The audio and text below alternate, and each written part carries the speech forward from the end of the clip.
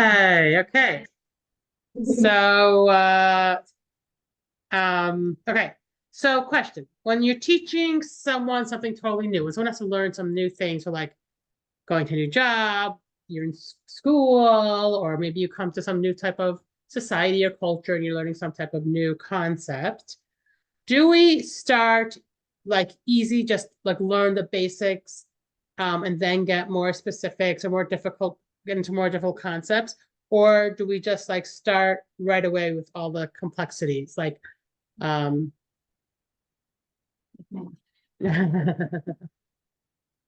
everyone's quiet, like, oh, why are you asking this question? Okay, so right, so like, or like say, is Judaism and in Judaism does it work differently? So do we teach, let's say, abstract ideas right away? Let's say we have a God that we can't see, right?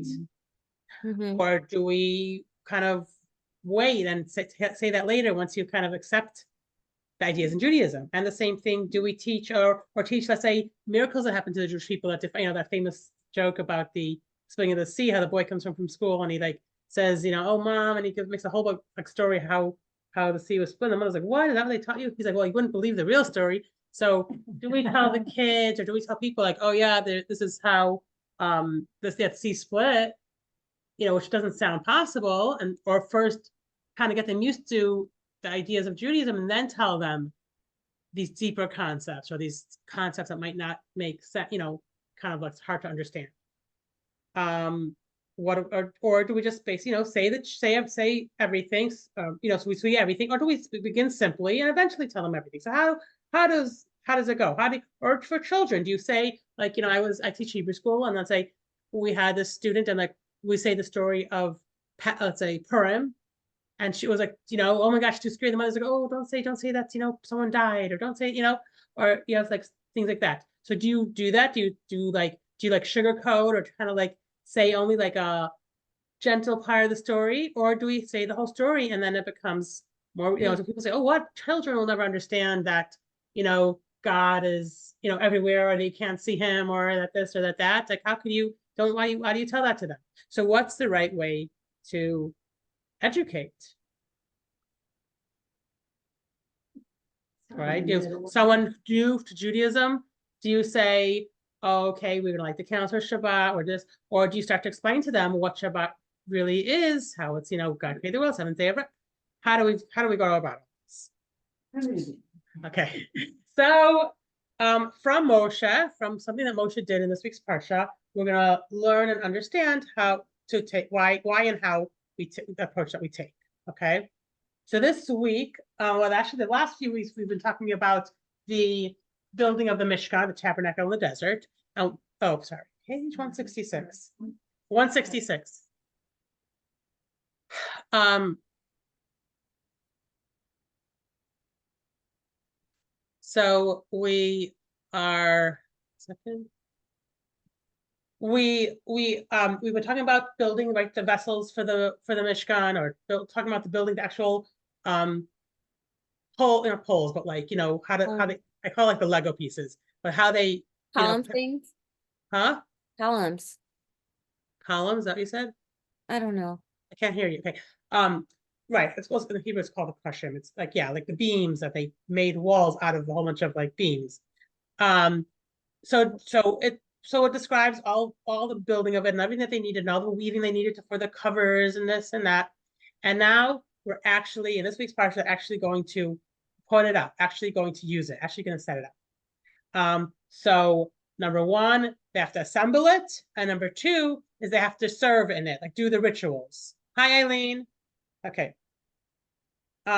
So it didn't just begin, okay, it's all ready, let's just start, but there was actually a training period or initiation period, or you know, some type of period where they are getting, you know, getting it ready. Okay.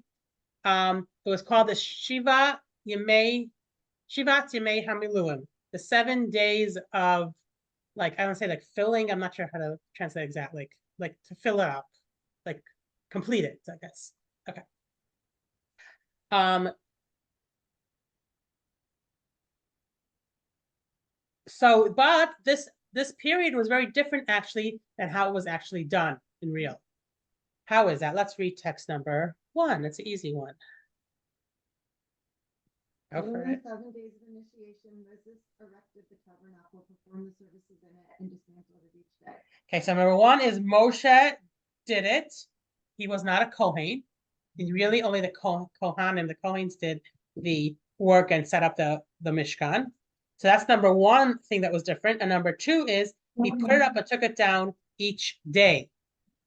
So imagine there's a big structure, and there's all these vessels and everything like heavy and he himself every day set it up, put it all together, and then at the end of the day took it all down.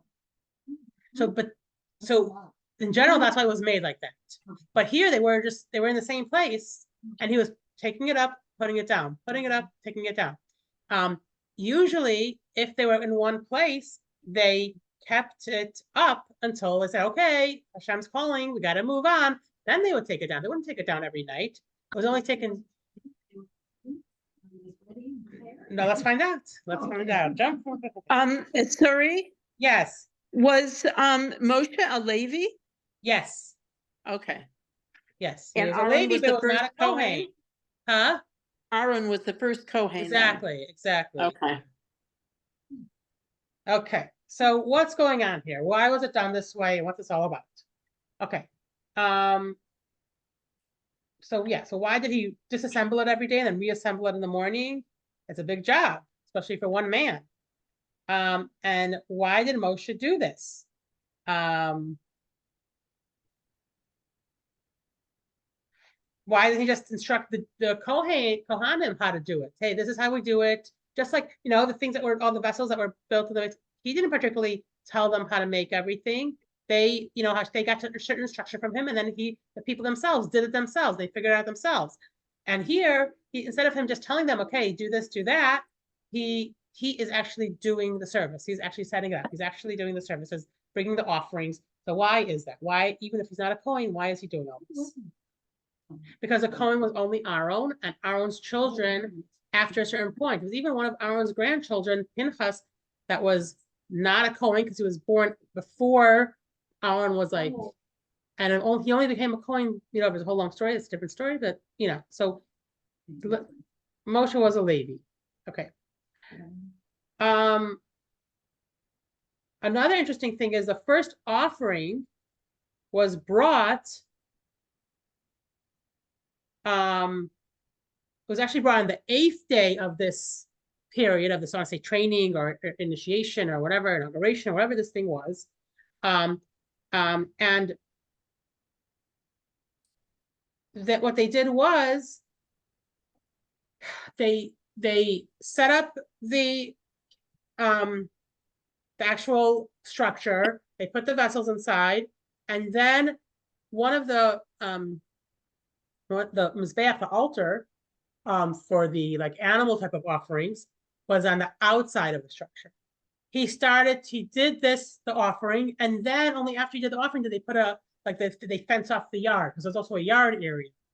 And this altar was in the yard, but instead of putting up the yard first, right? That's if you're doing construction, right? The first thing they do is put a big gate around the area, and then they do whatever they do inside. And here, they put the structure up.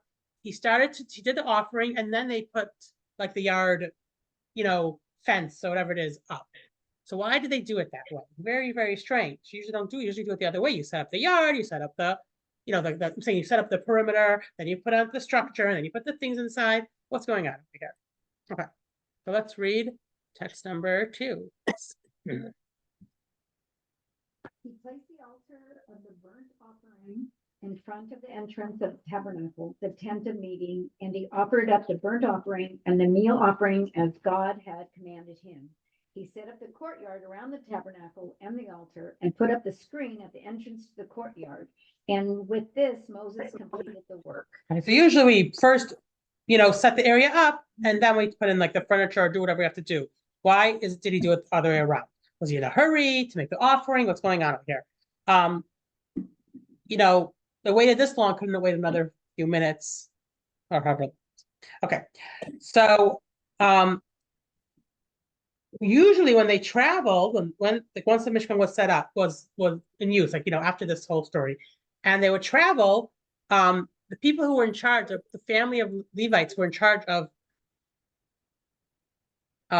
assembling the Mishkan, they would, as soon as they knew they had to travel, they would right away disassemble it so they can go on ahead. So the time the Jews would get to the next destination, they were already set up. Okay. So usually that's, so everything was in place and then they would start to serve. And here it's the opposite, what Moshe did. Very, very interesting. So let's read text number 3. Aileen, can you read?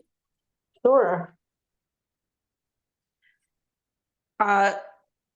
The Gershon and Merari families in charge of erecting the tabernacle preceded the Kahat family who carried the sacred furnishings. They would erect the tabernacle while the Kahat family traveled behind them. They would erect the tabernacle in advance so that by the time the Kahat family arrived, they would find it complete. They would bring in the ark, the tables, the candelabrum, and the altars. Okay, so family number 1, they'd go on ahead with the pieces they need for the structure. Family number 2 is the time they would arrive with the actual vessels, and this was the Kohen. They would actually arrive with the vessels to put in. The structure would already be up, and they're able to place everything in the right place. Okay, you're not going to move your furniture into the house before you build it. And what's interesting is, so what question is, why did Moshe do the opposite? Why did he start to bring the sacrifice before they finished completing the yard? That was that first time that he did it. But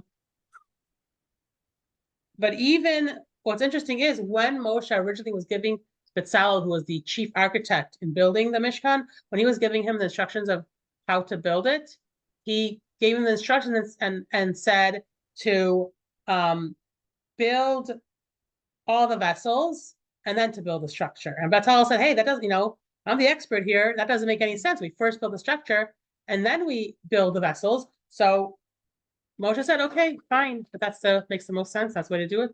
Go for it. So text number 4. Here, if I just want to show you this picture, so you get a little idea.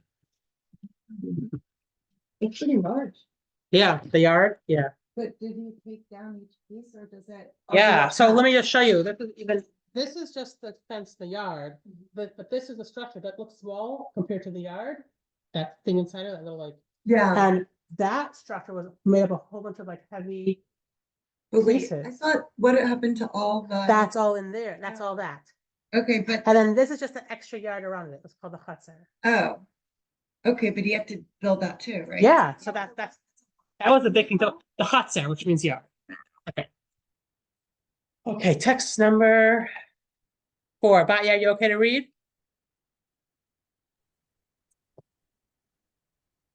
Bezalel objected. The common custom is to build the home first and then fill it with furnishings.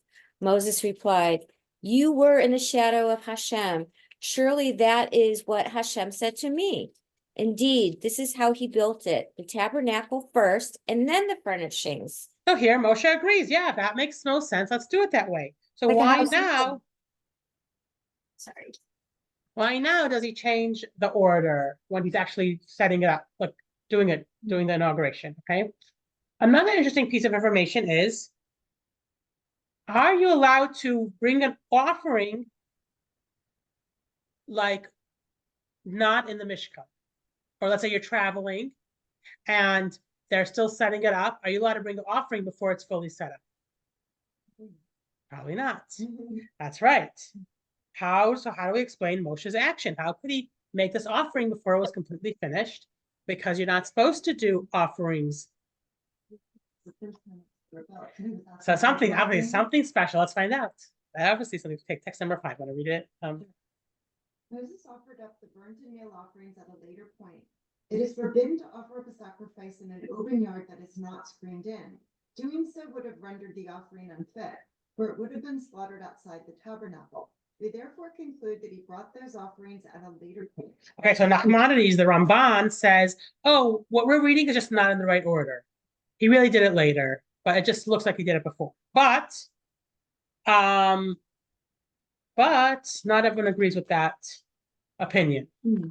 Okay, so Rashi, who is one who usually explains the basic explanation of the pasuk of the verse, Rashi says no. Moshe did do it in the order written in the Chumash. He did do it in the order of the verse. He brought the offering before he put up the yard.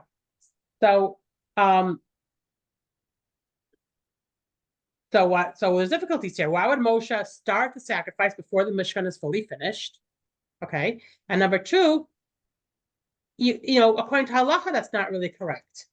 So we're going to answer the second question first, and the first question second. I know, usually don't do it that way. Okay, so how was it halachically okay for him to do this? Okay, so the day that he brought this carbon, this offering, was before, before the yard was put up, was on the 8th day. So for 7 days, he set it up, put it down, did all the different things, what he had to do, put it down, set it up. On the 8th day, when that was all over, that was the first day of Nisan. Okay, that was like the inauguration day, and that was a day that the Kohanim were actually going to start working there. So let us read text numbers. 6. Yeah, I guess I'll be able to do it. And God spoke to Moses, saying, erect the tabernacle, the tent of meeting, on the first day of the first month. Okay, but as I said, like it wasn't the first time that Moshe put up the Mishkan. He was doing it for 7 days before that, and Hashem helps him only to do on the first of the month. So this 8th day, what type of setup? Like, what was the difference between all these 7 days and this day, the 8th day? What is going on over here? What was this whole time, 7 days before Hashem says, okay, now it's time to put it up? So let's read text 7a.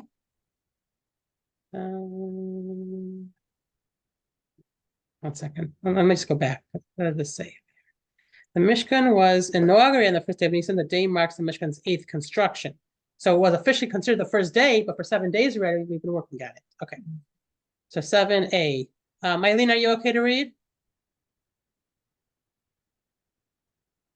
You're on mute still.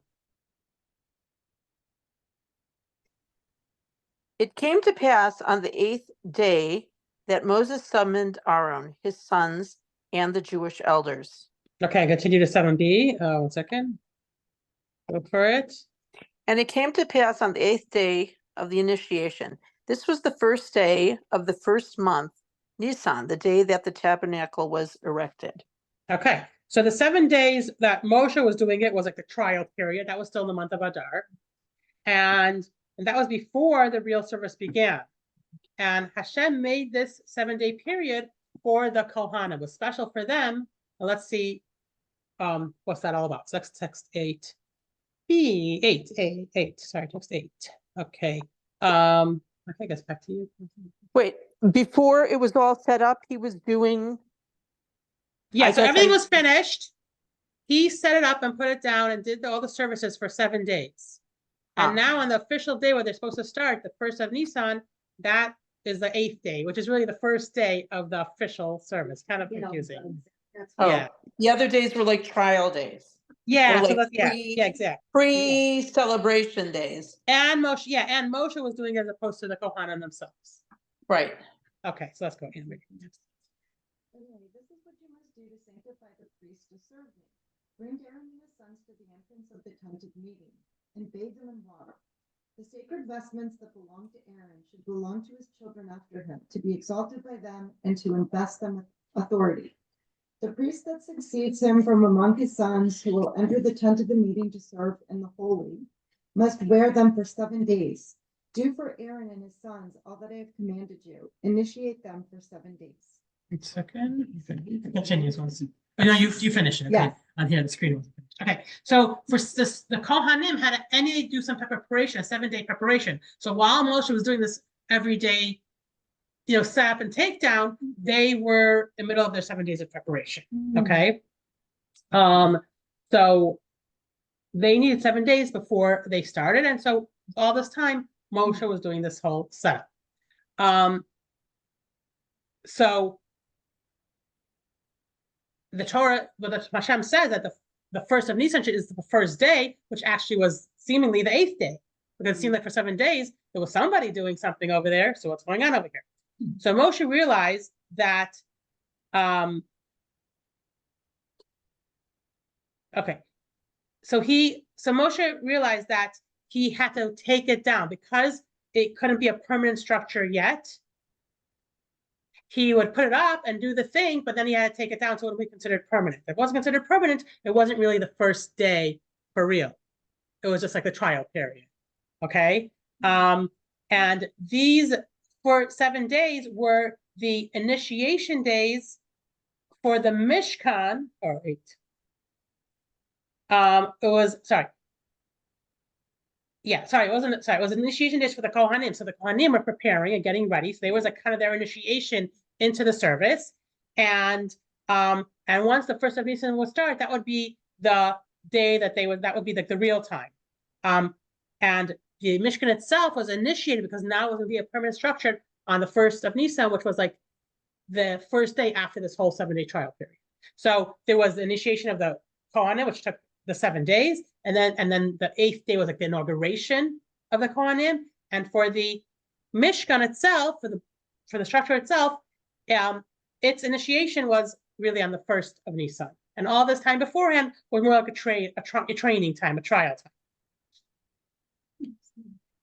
Yeah. Yeah, okay, so the 8th day was an initiation for this. Okay, so it sounds kind of funny that the first day of Nisan and the first day of the official day was really the 8th day. So this really tells us that it was just inauguration. Sorry, it was all, yeah. So it was just the 8th day was not just an inaugural day for the Mishkan. As I said before, it was just it was the first actual day. Okay. So this also shows, so this was interesting over here is that Moshe himself also did the service on the 8th day. Okay, so let's read text number 9. Oh, it's okay. Okay, let's just read. The Mishkan was not erected during these 7 days for the purpose of initiating the Mishkan. It was erected to provide a setting for the initiation of the Kohanim. Okay. So the real thing that mattered here was the Kohanim, and then the actual 8th day was the initiation for the Mishkan. Okay. Yeah, that's what he said. Okay, text number 9. Let's see what Moshe, how we know it says in the Rashi how Moshe was the one to do the service on the 8th day too. Text number 9. Who are we up to, Sylvia? Moshe also led the service and brought the communal offerings on the 8th day of the initiation phase, the day the tabernacle was erected. Okay, so during this initiation phase, only Moshe did it. So it was still considered initiation and not the actual starting. Yes. Once it was totally complete and it was all set up, it's like, now it's permanent, and the yard was around, then it would be considered, then Moshe wouldn't be able to do it anymore because then it was permanent. So that is the reason why he was able to still bring that sacrifice before the yard was completed, because it wasn't considered a complete permanent structure. And that way he was still able to do it. And it wasn't against the halacha. Okay. But once that yard would have been put up, then he wouldn't be able to do anything anymore. And now only the Kohen could do it. And he never questioned Who? Hashem. Moshe? Moshe always questioned Hashem. He did. He always spoke with him. Yeah.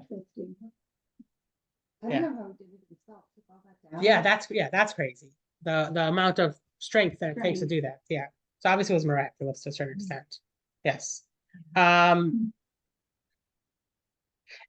the question was, how could he do a sacrifice like out of the Mishkan? So the answer to that is, so till the Mishkan was actually set up totally, you were allowed to, in certain cases, bring a sacrifice out of the Mishkan or out of the Beis HaMikdash. But once you had that, you weren't allowed to just do that.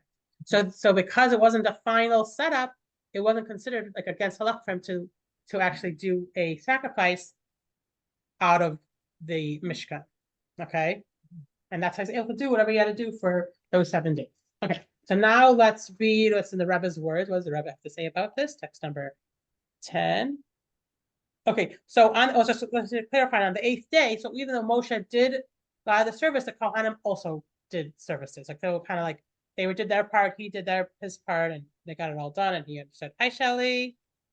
Hi, I'm sorry, I just got back.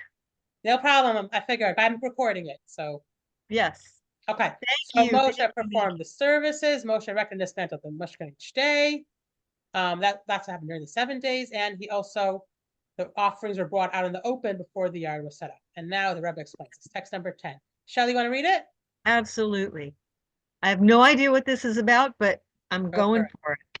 The 8th day of initiation was part of the preparatory educational phase for the tabernacle service and the commandment to make for me a sanctuary. It was not problematic for the service to begin immediately upon the altar's erection before the screening of the yard because the rules for an educational service are different. Okay, educational service. See that word over there? So now we're going to learn the more mystical understanding of why this all happened. Okay, so as we said, it was like a training for them. So it was educational. They had to learn how do we do this, and it was before the final thing was set up. It was still like in the training and in educational stages. So let's just read this answer. Answer B, offering sacrifices in an open yard would be a transgression if the Mishkan was permanently set up. However, as I said before, this was still part of the educational phase and the rules differed, allowing Moshe to bring the offering in an open yard. Okay, now, second. Okay, so what Moshe did was not against halacha, but the question is, why did he do it this way? Why did he do what he did? There had to be a good reason. So the initiation, as we said, was really like an education, a training.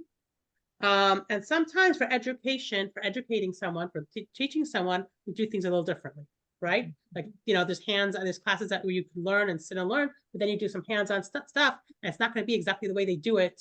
If I'm thinking, let's say, not medical school, but like, right, if you're going towards like, medicine or towards like that type of stuff, so like you'll be doing like some different types of dissections or looking at bodies or, whatever, and you're not going to do it exactly the way they would do it for real in a hospital or in whatever the situation, but you are still getting the feel of how these things are done, right?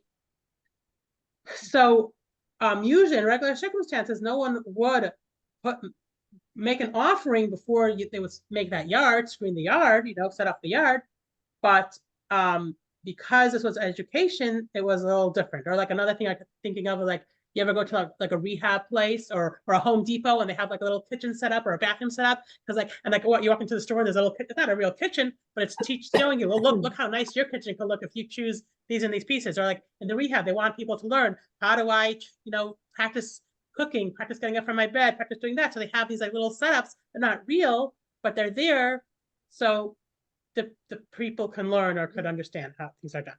And so the same thing is how we do things in Judaism and why Moshe did it this way.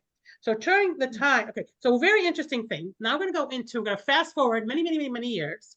We're going to go to the times of the Alter Rebbe, the first Chabad Rebbe. Now, during his time, so he was, I think he was born at the end of the 18th century, so 17, they became Rebbe, no, 17 something, 17, yeah. My mother used to always say, oh, the Hasidus started and America became, became independent around the same time. Do you always think how there was this connection between, around that time. Okay. So at the same time, there's another thing going on. So till then in Europe, mostly, definitely in Eastern Europe, Jews were primarily observant. And they primarily did whatever they had to do. Yeah, you had stories of a Jew going off and getting assimilated or lost, but it wasn't like a group or an organizational standpoint. But at some point, there was something called the Haskalah movement, the Enlightenment movement. And that's Enlightenment, or in Hebrew, Haskalah. And that's kind of like the forebearer of the Reform movement. So that's that idea of there was progressive Jews who said, hey, why should we follow observance just as the Torah says? We need to like make our neighbors feel that we're normal and that we're, like with it. Let's try to be like them. Let's show them that we can do, we can be regular citizens like that and, be a Jew at home and be I don't know, have the quote somewhere here. And be whatever in the streets. So like, yeah, okay, I'll find it soon. Okay, so it was like it was like a very, like today we're so used to it because it's around for so long. We have reform, we have conservative, we have this, we have that, we have reconstructionists, we have all kinds of Jews with all kinds of different views, and everyone can do whatever they want, which is an interesting thing that I actually heard today.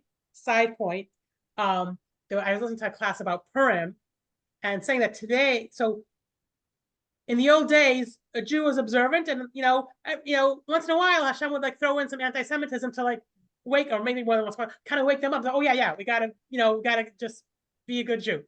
But today we're so free, and we could do whatever we want. So when we choose to observe a mitzvah, when we choose to follow the Torah, it's like doing it from this like place of like real free choice, and like how that's like a greater step than just doing it because like you have to do it, or like you're feeling like you're forced to do it. But we really, really have that free choice today. Every time that we do a mitzvah, every time we do an observance, it's like, it's like in a way on a higher level, because it's not like, okay, we're just doing what we always did, and we're Jews as how Jews do things. We're not doing it just because it's how Jews do things. We're doing it like we really decided, okay, I'm going to do this. My neighbor's Jewish and they don't do this, or whatever. All right, getting back to our class.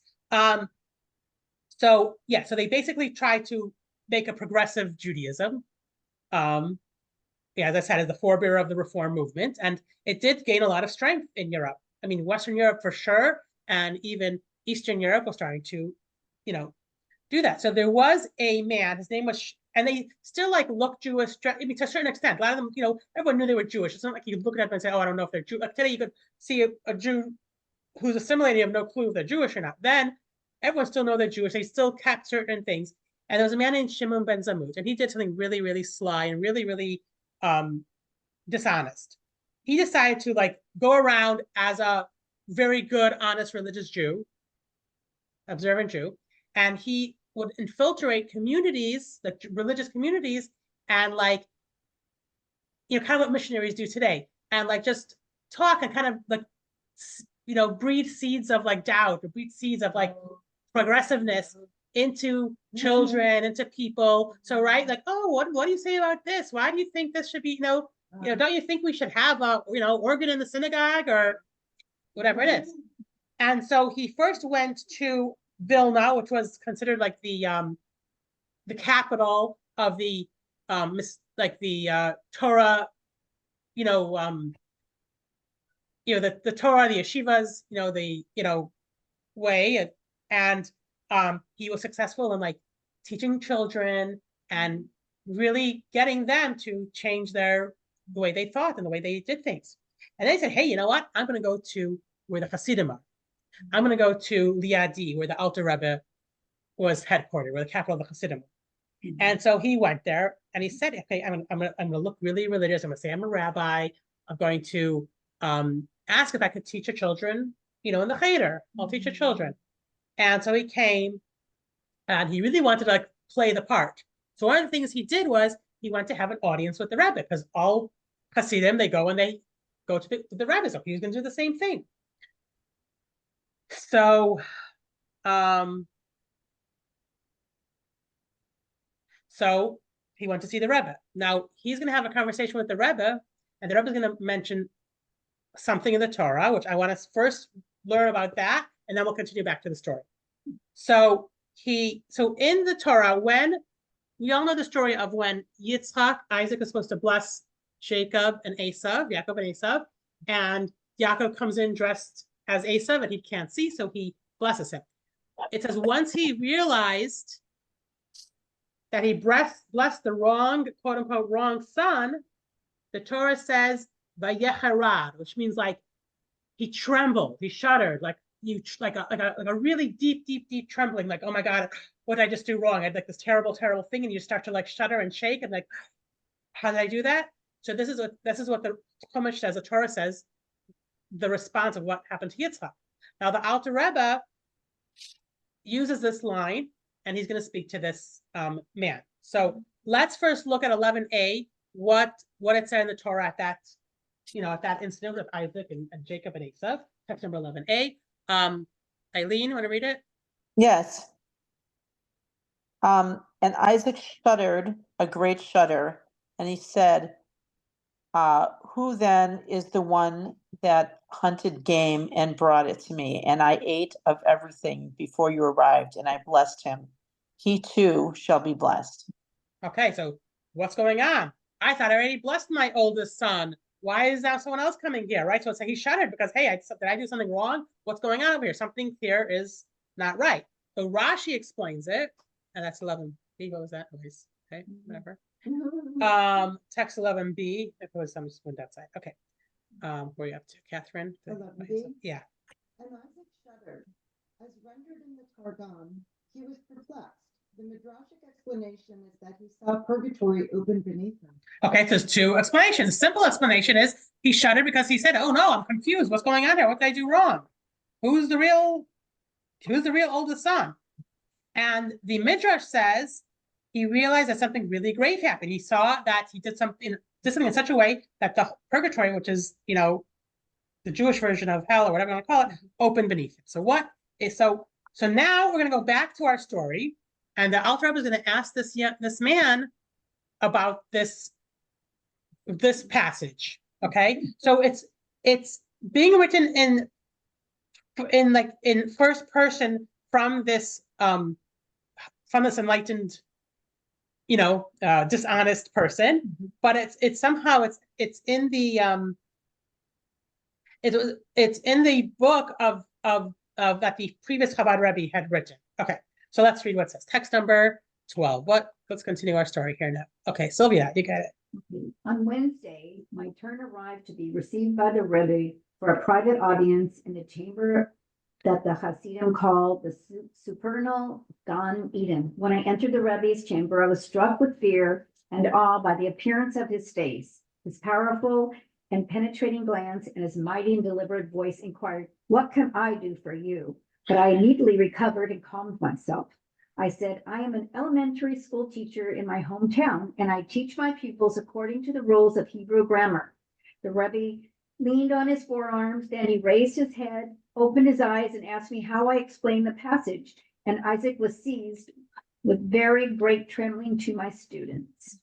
I explained it according to the first interpretation of Rashi, that it means he was perplexed. I replied, "And why don't you explain it according to the second interpretation of Rashi, quoting the Midrash, that he saw purgatory open up beneath him?" He asked. "In my opinion," I replied, "one shouldn't fill the pupils' delicate minds with agata in general, and especially with subjects such as purgatory that might frighten them. We must especially abstain from teaching young children things that they can't even imagine.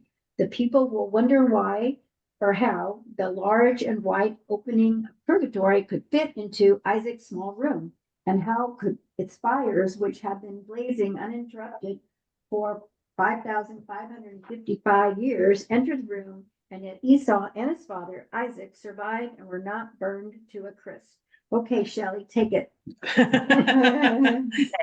And how does the Midrash know that he saw purgatory open beneath him? He asked further. I remained silent, making no reply. Obviously, I had no answer.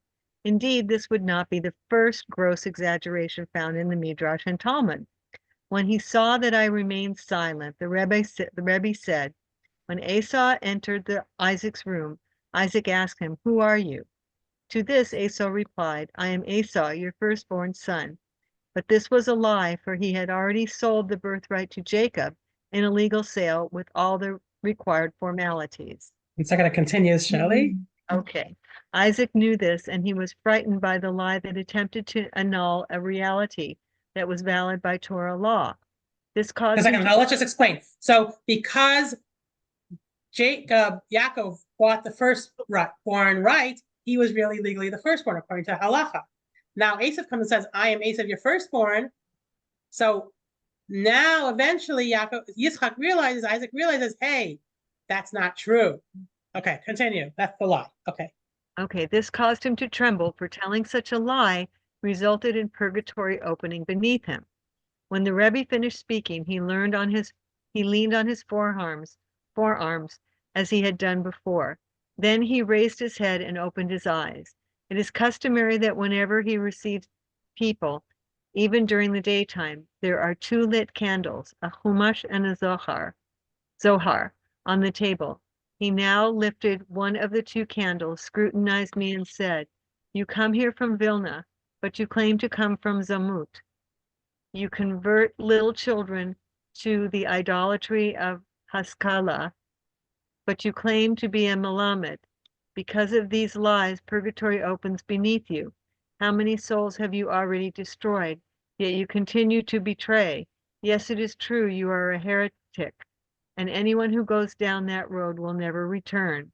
I quickly fled his chamber. Is this a true Oh, yes, He could see right through. yes, him. he sees right through it. Yes, yes. It really happened?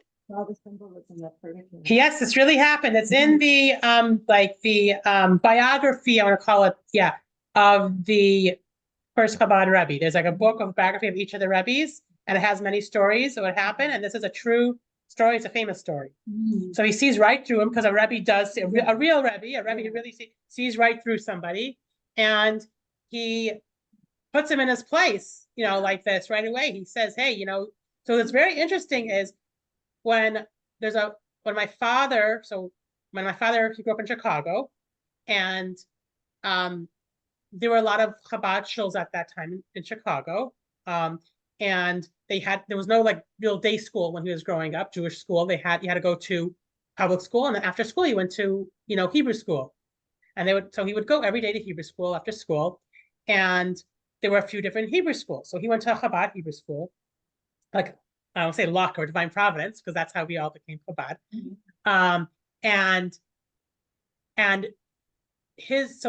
So at that time, there are a number of Hebrew schools, and some Hebrew schools were using like a curriculum that cut out a lot of like the stories in the Chumash that didn't seem to be, let's say, appropriate for children, or seemed like that maybe it was too much, or it's too deep, or too complex, or, you know, something you have to explain too much. So they would like water down the stories, and that's what the kids would learn. Now, not the Hebrew school my father went to, but other ones. So the previous Chabad Rebbe actually visited Chicago, and he talks about it. In his talks, he says, there's a terrible thing that they're watering down the stories of the Chumash. The kids need to know the real story. So so that's where we're going into this, because now, right. So in the beginning of the class, we asked, do we water down the Judaism? Do we kind of say it very, you know, don't say that someone died, or don't say this, or don't try to explain a deep, you know, that the sea split doesn't make any sense? So the Rebbe's saying, no, we need to tell them the full story. We need to, you know, obviously say it in the appropriate words, and say it that child will understand, or someone who's just coming to Judaism will understand, but not to skip things out because, you know, it doesn't sound right, or it sounds too complex, or whatever it is. So, but logically, this man has a point. This what was his name? Shimon? Right? Yeah. Shimon from Zamut, he has a point, right? So, you know, people do say that, oh, you know, sometimes certain things are too difficult, you know, don't teach this to children, or, you know, maybe it would be out of line for us to say, or it doesn't sound politically correct today to say, you know, something in Judaism that's in the Torah that's, you know, maybe we should just not say it. It's better that way. You know, it's not good to scare the little kids or burden them, or, you know, let's just keep it simple and easy. But what is the object of Jewish education? The object of Jewish education is to teach the basics of life, and of knowledge and religion, everything they need. Like there's a very famous book, not Jewish, but it's called Everything I Need to Know I Learned in Kindergarten. Yeah. So the same idea that a child learns when they're young. That's when they learn all their basics, and they need to learn all the basics, whatever it is, so they can know how to live their life as a Jew. And even if they don't fully understand it at that age, eventually they'll understand it more as they get older, and they'll go on and they'll be able to understand it from a deeper level. As they get older, you teach them on a deeper level. So the Rebbe actually thought that this man destroyed souls. He knew that he destroyed souls, because he was coming with a specific purpose to enlighten them, to tell them that the traditional Judaism is old-fashioned, and then they need to be more progressive. They need to like to blend in more with society at the time. he came, we said he came with that in mind. Okay, so let us read, huh? Malamet teacher, like a simple teacher. Okay, so let's read text number 13. Okay, 1 second. Okay, this is not in the right order exactly. Oh, maybe it is. Okay, 1 second. Okay, sorry, let's go back. So there's so that's so one way is to teach the basics of life, okay, and the second, which we're going to read text number 3, what that means, and the second way is called the shock treatment, which we'll learn in a minute. Shock treatment, yeah. Okay, text number 13. Aileen. Sure. Okay. The first principle of practical pedagogy is to establish a regular order. Every form of pedagogy seeks to impart knowledge that pupils do not possess and to develop certain character traits. How is this achieved? Primarily through repetition and habituation, through daily and hourly measured repetition, by progressing in a balanced, deliberate, and progressive way in all times and places, and by using consistency and precision. Okay, so that's way number 1. We just have an orderly way. We want to impart information. We want them to have the basics of how they should live their life. Now, the second aspect of educating children is like the heart, the soul of the, I want to say the subject matter of the, the life of the subject, life of what we are teaching. So the children should learn not just to know it, to embrace that subject, to embrace that concept, to embrace the idea, to believe in the teachings, to be committed to it, even if sometimes it might at first discourage them. Okay, so when you're right, you could have just information. They could just sit and learn online, read things, or you could have someone who's going to be passionate about a subject and really, and tell them stories that's going to make that idea alive to them. They're going to feel it much, much more. Okay, so to do this, to really get them feel the lesson and as I said, the soul and the heart of it, even if it's a little bit beyond understanding at first. Even though it might be a complex subject, you find a way to tell to them in a way that they'll somewhat understand it, and then eventually they'll eventually live by that. Okay, so that's number 14A, right? Okay, so back to Cap. Oh, Batya, you want to read? Although it is important that every Jewish child be taught according to their path, we mustn't be content with the limited. What is that? Pedagogy, I guess. What is a pedagogy? The old Hebrew it's chinuch, huh? It's like I never heard of this word. impart the information, like the way they're raising a child, the way, yeah. Okay, pedagogy that is common around the world. Though this too is consistent with the Torah's approach. Rather, one education must also include sacred content, even if it is beyond the child's understanding. We must even teach the concept of self-sacrifice on occasion. Okay, so this will keep them, devoted and everything, and they won't just take teach the pretty stuff, but we teach everything. We even though I say the ugly or the complicated stuff. So, like for example, there are stories in the Torah about situations of men and women, all kinds of interesting stories. Like you explain to it on a child's level, but they're still might tell them that story, whatever it is. Like the story of King Ahasuerus and Vashti, how he has her to come naked to the party, and all the kids giggle. They don't really understand what it's all about. Obviously, when you're older, you understand it from a much different perspective. And this will prepare them for when they go out into the world and they have to deal with all kinds of situations. They have to understand these things in a more complex issue. They have that feeling. They understand. They got the heart and the soul of the message you're trying to teach them. Let's just see what this says here. Whoops, sorry, 1 second. I'm just trying to see my. Teaching Jewish children ideas that are beyond their understanding nurtures a commitment to Torah that transcends their understanding. Okay, and there's an idea, right, of doing the Torah mitzvahs beyond our understanding. Like even if we don't understand something perfectly, we still do it. Like I guess it teaches that idea. Okay, 14B, back to Catherine. This pedagogical approach produces the desired result that even when they grow old, they do not turn from your teaching. It inspires pupils to a firm, durable, permanent commitment to Judaism. Even when they step out of the home and the environment of holiness, they remain strong and firm in their Judaism. Okay, this is why Moshe did the sacrifice the way he did it. This is why he did the service the way he did it. He did it before the walls of the yard were up. Okay, why? Because before the boundaries were in place to show our relationship with him, Hashem, with God, is not just inside, in the synagogue, in a sanctuary, in your home, but it's also out when you're out in the world. You don't have those boundaries and other people see you. Don't be embarrassed. Don't feel, oh no, this is not the right place for it. We're going to do this in front of the world and not just behind the fence, behind the closed doors.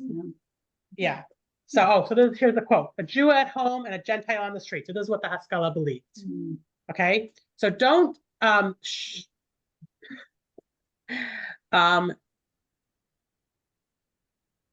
so their idea was don't show off your Judaism, don't be proud of it, kind of bend over backwards to please society. And make your non-Jewish neighbors, unfortunately what happened at the Oscars the other night. Okay, well, better that you didn't. What happened? The streaking? That's what I heard about. No, but there was a Jewish guy who kind of denounced his Judaism because he was so embarrassed of what Are Israel's you doing. kidding me? Who? Yeah. Oh, I don't even know. But, sir, excuse me, he won the award. He accepted the award about a Holocaust movie.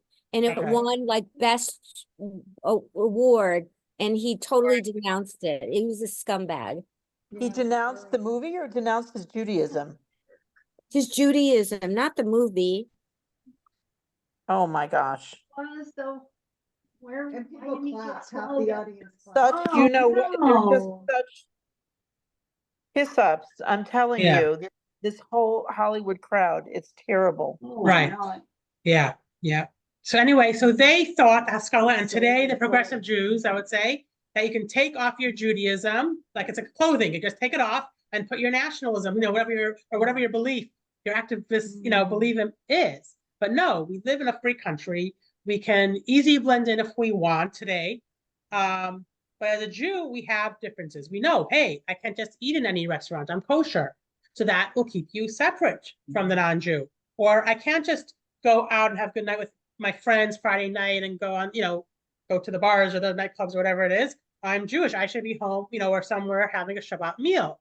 So these things will separate you and keep you different. And when we are proud of this and we stand up to them, we don't shirk in front of the non-Jew, that is, what we're supposed to do. And that's what this education teaches us. And this is why we have this idea of the sacrifice without the fence around the yard. So this is what we have to teach to our children, that, it's not about discrimination. It's not like, oh, we want to put something on ourselves, but that we have something so important that we are ready to sacrifice certain things in life for that. Now, another interesting thing about the sacrifice. So this type of sacrifice was eaten. So the people who did, different sacrifices were eaten by different. There are certain sacrifices that, let's say, the person who brought it ate, or the Kohen brought. Some were just totally burnt. So the meat was eaten of the sacrifice. So what does this represent? That eating, right? When you eat something, you what's the other word for eating? Consume it. Okay, so you're consuming the food. It's being internalized. So with children, whatever they're being taught, whatever being shown, it's internalizing, and it's going in, and they need to learn this Judaism. They need to feel this Judaism. The lessons taught them about Jewish life is like they're eating the sacrifice. It really should be totally internalized and totally become part of them, just like food becomes part of us.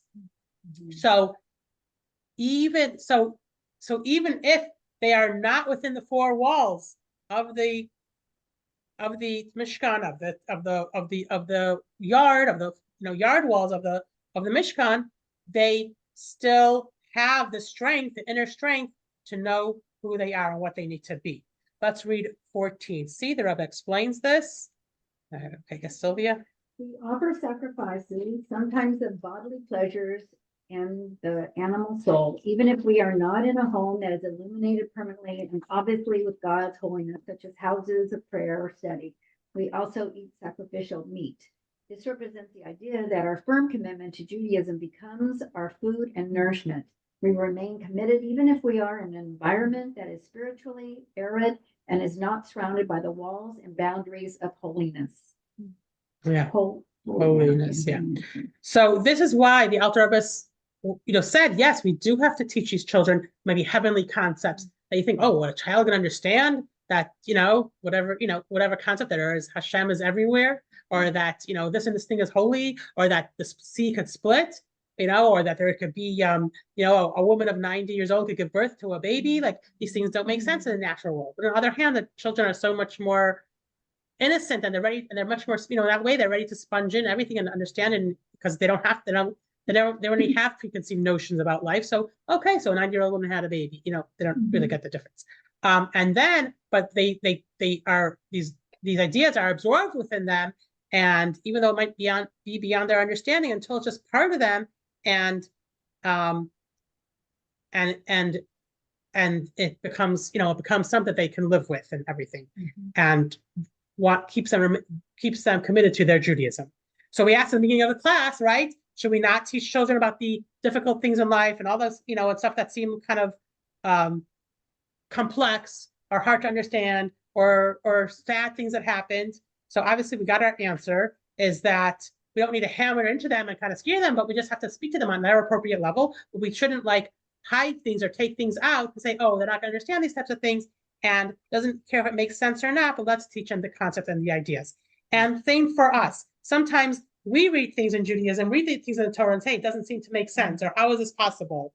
Or, start to have our reasoning. We need to go beyond our reasoning and realize that when we believe God, we believe everything we read in the Torah in a way beyond reasoning, then it's truly part of us. And then we're ready to do what we need to do, even if we ourselves don't fully grasp it. So we're going to close with this article from Chabad.org, text number 15. Who are we up to? I lost track. Shelley, I think? Okay. Many parents take a common practice approach with their children.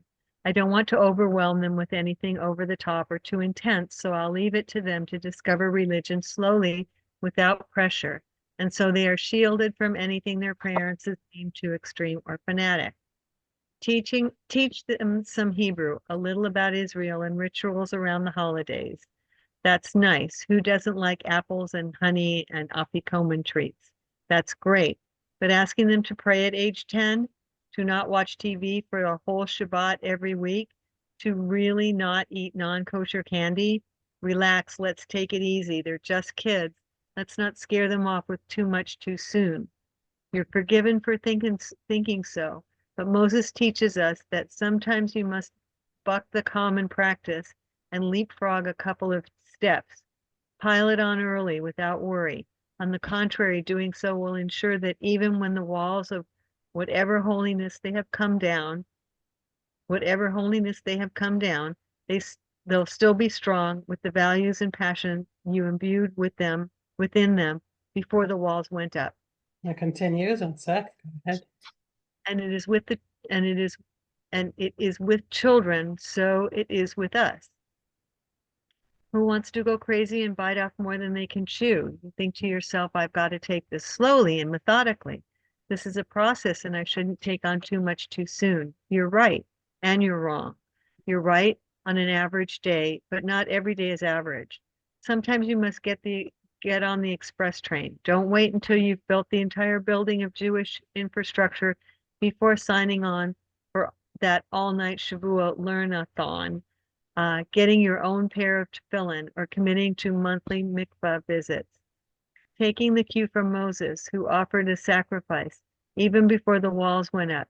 You too can take the plunge right now. You're not ready? That's okay. The Jews in the desert weren't either. Moses did what he did anyway, and it worked. Be like Moses, it'll work for you too. Thank you, Shelley. That was very nice. Yeah.